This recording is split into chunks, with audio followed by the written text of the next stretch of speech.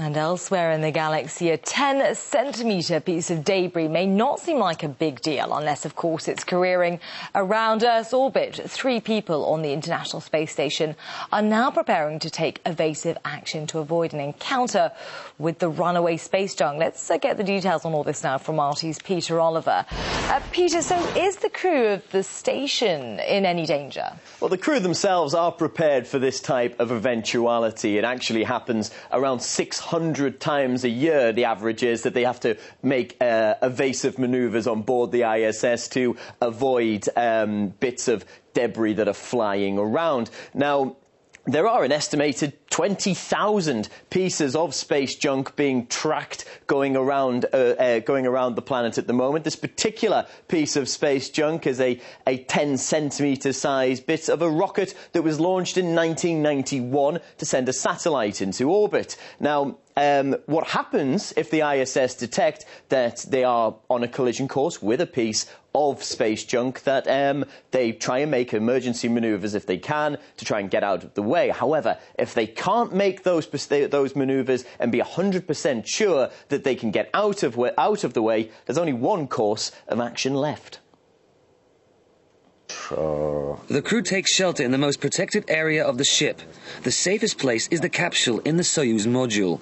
So that's where the entire crew hides when the station is considered to be in danger. Now, Peter, with hundreds of satellites in orbit, plus a manned space station, what can actually be done to tackle the dangers posed by space junk?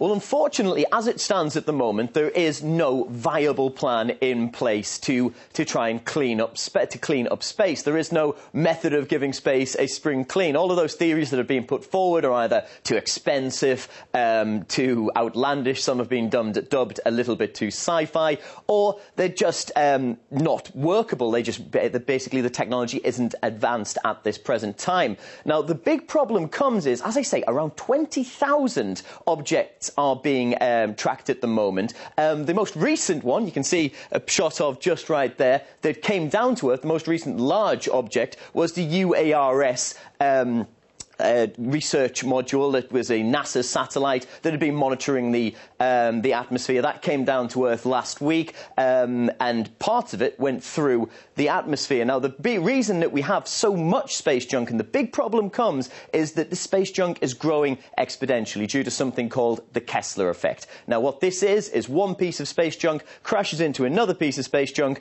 and makes more space junk. So the scientists and those who are monitoring the pieces of debris that are up there, the big concern for them is that in around 6 years we might not be able to actually get there might be enough space junk up there to cause problems from launching well, anything from Earth up into space, due to the fact that there simply isn't any room around the planet. So at the moment there is no way of tidying up all of this debris to make sure that we can continue the exploration of space. OK, Peter, many thanks for that. RT's Peter Oliver there.